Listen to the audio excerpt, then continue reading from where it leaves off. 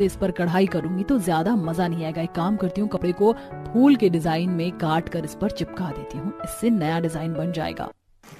अब पलक अपनी छोटी सी सिलाई मशीन पर कपड़े से कई तरह के सुंदर सुंदर फूल बनाती है, जिन्हें वो अपने लहंगे के ब्लाउज, लहंगे के बॉटम पर भी लगा लेती है। और अब ऐसे ही 1-2 दिन गुजरते हैं और आज रमन की हल्दी का दिन होता है। पीला कुर्ता पहनकर रमन हल्दी के लिए स्टेज पर बैठा है और वहीं ढेर सारी औरतें, लड़कियां हल्दी की रस्म में नाच गाना कर रही होती हैं। शारदा बहन, कब तक नाच गाना ही करवाती रहोगी? कब से बैठा है लौंडा? अरे तुम ही शुरुआत कर दो इसे हल्दी लगाने की। हमारे यहाँ देवर को सबसे पहले हल्दी उसकी भाभी लगाती है, पता नहीं ये दोनों कहाँ रह गई। अंजलि बेटा जरा देख कर तो आ। अंजलि अपने दोनों भाभियों को बुलाने के लिए जा ही रही होती है कि तभी दोनों गांव और शहर की हल्दी की तैयारी की हुई ड्रेस को पहन कर आती हैं। मोनिका भाभी, ये ड्रेस तो आपके पहनने के बाद और सुंदर लग रही। कितना डिजाइनर लहंगा बनाया आपने हल्दी के आउटफिट के लिए। मेरी हल्दी में भी मुझे ऐसा ही लहंगा चाहिए। तुम आजकल की लड़कियां तो सिर्फ शो पर मरती रहती हो। अरे कोई जरा पलक बहू का लहंगा देखो। आज तक फूल हमने सिर्फ कपड़े पर बने हुए देखे थे, इस दर्जी बहू ने तो कमाल कर दिया। ऐसा लग रहा है कि असली के फूल लगा रखे हैं इसने। डिजाइनर तुम हो, लेकिन डिजाइनर वाले काम तो तुम्हारी जेठानी ने किए, लेकिन लग तो मेरी दोनों बहुएं सुंदर रही हैं। अब चलो जल्दी से आ जाओ और अपने देवर को हल्दी लगा दो। मोनिका और पलक हल्दी लेती हैं और एक तरफ से मोनिका तो दूसरी तरफ से पलक अपने देवर को मलमल के हल्दी लगाने लगती हैं। अरे भाभी बस भी करो, आप पूरा हल्दी में मैरिनेट ही कर दोगी क्या मुझे? आपका देवर हूँ, चिकन का पीस थोड़े ना हूँ। देवर जी, आपको भी तो देवरानी जी की तरह गोरा गोरा बनाना है। चलिए अब चुपचाप से बैठ जाइए और हल्दी लगाने दीजिए। सभी लोग हल्दी की रस्म को काफी एंजॉय करते हैं और अब दोनों बहुएं अपने देवर की हल्दी में नाचती भी हैं। कई सारे लोग बार बार पलक से उसकी ड्रेस के बारे में पूछ रहे थे और कुछ तो उसकी ड्रेस की फोटो भी ले रहे थे। चाहे कुछ भी हो, मैं अपनी हल्दी की रस्म में सेम टू सेम ऐसी ही ड्रेस बनवाऊंगी।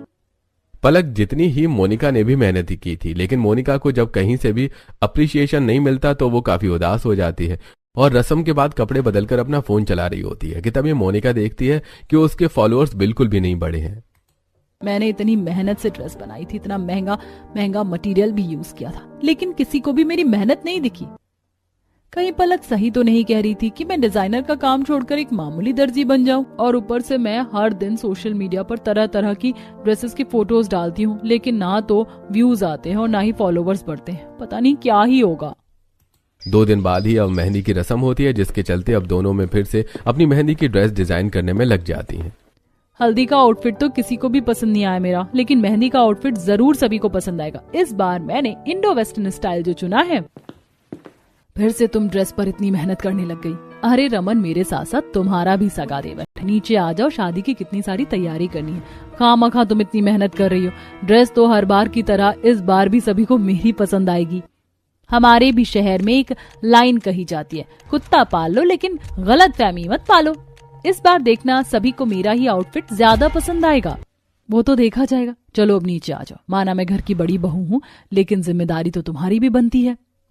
अपना आउटफिट छोड़कर नीचे आकर मोनिका पलक के घर के कामों और शगुन की चीजों में मदद करने लगती है। तो रात को जब सब सोने चले जाते हैं तो पलक आराम से अपनी मेहंदी की आउटफिट बनाती है।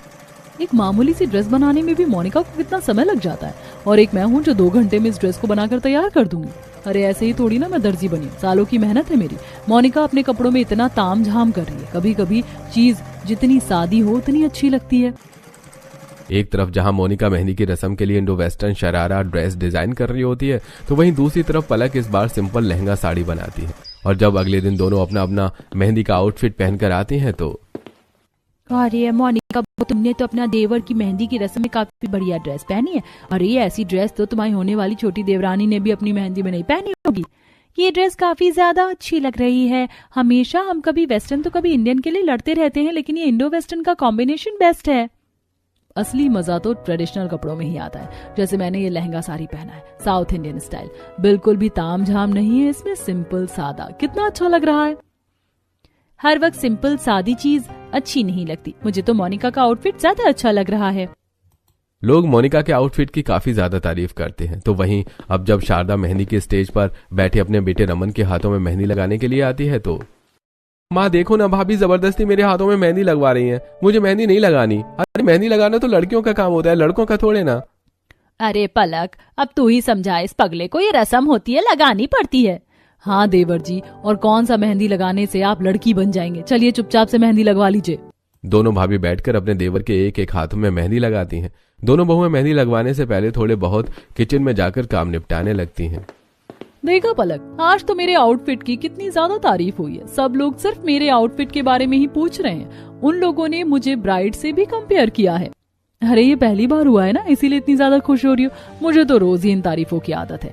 वैसे भी अब मेन कंपटीशन तो हमारा बारात के दिन होगा। ये तो छोटे मोटे फंक्शन है, बारात में तो 100 लोग होंगे।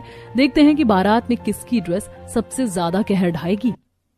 अपनी मेहंदी और हल्दी के आउटफिट बनाने के साथ साथ दोनों बहुओं ने वेडिंग आउटफिट की तैयारी करना शुरू भी कर दिया था। तुम्हारे ये वेडिंग आउटफिट तो काफी यूनिक लग रहा है, लेकिन ये उतना स्टाइलिश नहीं है बारात के हिसाब से। जब पूरा बनेगा ना तो शादी के लिए बेस्ट रहेगा।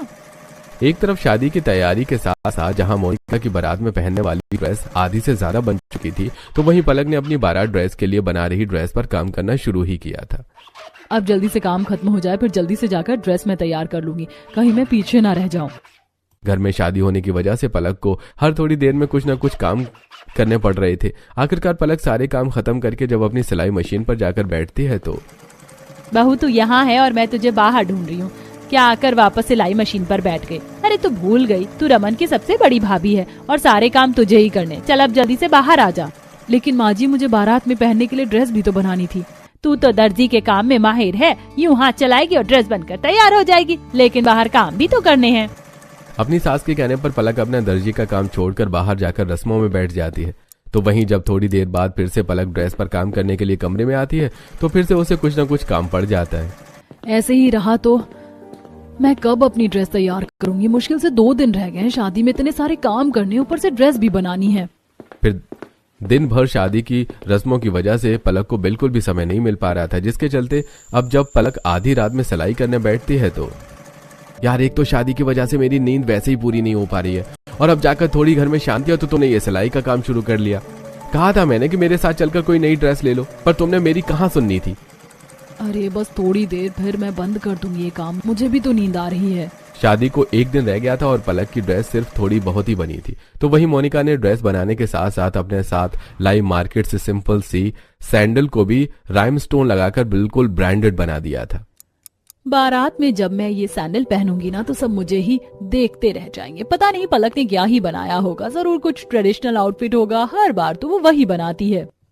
पलक इस बार कुछ नया बनाना चाहती थी, लेकिन शादी की रस्मों और जिम्मेदारियों की वजह से पलक को बिल्कुल भी समय नहीं मिलता और अब बारात निकलने में सिर्फ 2 से ढाई घंटे बचे थे और पलक की अभी तक ड्रेस तैयार नहीं हुई थी। ये लो, हो गया बेड़ा गर्क। अब तो लगता है कि कोई पुरानी साड़ी ही पहननी पड़ेगी। घर में इतने सारे मेहमान आए थे, उन्होंने कपड़े तो दिए हैं, उनमें से ही कुछ ना कुछ पहनना पड़ेगा। अच्छा होता उनकी बात मानकर मैं मार्केट से ही कुछ ले आती। अपने देवर की बारात में पहनने के लिए पलक के पास ज्यादा कुछ अच्छा आउटफिट नहीं था, इसलिए वो काफी पहले बनाई हुई एक फुल स्लीव ब्लाउज वाली रेड कलर की साड़ी पहनकर तैयार हो जाती है। और अब जैसे ही दोनों देवरानी जेठानी अपना अपना शादी का ड्रेस पहनकर बारात में आती हैं तो शारदा बहन, आज तो मानना पड़ेगा, मोनिका बहू ने तो कमाल कर दिया अपनी इस ड्रेस से। अरे बारात में हर कोई दूल्हे को देखता है, लेकिन आज किसी की भी नजर तुम्हारी शहरी बहू पर से हटेगी नहीं। आज तक तूने जितनी भी ड्रेस बनाई है ना, ये ड्रेस उनमें से सबसे अच्छी लग रही है मुझे। ऐसा लग रहा